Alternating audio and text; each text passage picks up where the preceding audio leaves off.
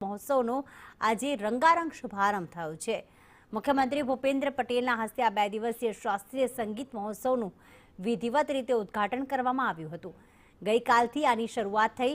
આ પ્રસંગે મુખ્યમંત્રીએ સુપ્રસિદ્ધ શાસ્ત્રીય ગાયિકા સુશ્રી કલાપિની કોમકલીને પ્રતિષ્ઠિત તાનારીરી સંગીત સન્માન એવોર્ડ પ્રદાન કરીને સન્માનિત કર્યા હતા। 22 અને 23 નવેમ્બર સુધી ચાલનારા કાર્યક્રમમાં દેશભરના સુપ્રસિદ્ધ કલાકારો સાંજના સમયે શાસ્ત્રીય ગાયન, વાદન અને લોક સંગીતના કાર્યક્રમો રજૂ કરી રહ્યા છે।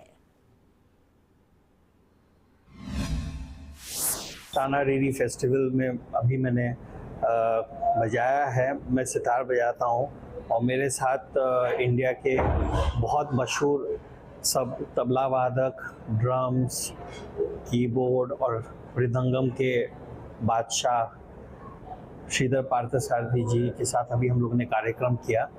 તાનારીરી મહોત્સવનું સ્ટેજ એક બહુ જ સુપ્રસિદ્ધ, બહુ જ પ્રેસ્ટિજિયસ સ્ટેજ ગણાય અને હું ખૂબ ખુશ છું। આઈ ફીલ વેરી લકી કે મને અહીંયા પરફોર્મ કરવાનો મોકો મળ્યો અને વડનગરના લોકો પણ એટલા બધા પ્રેમાળ છે, એટલા બધા સંગીત પ્રેમી છે કે મને પરફોર્મ કરીને બહુ મજા આવી। Wing commander નવાંશ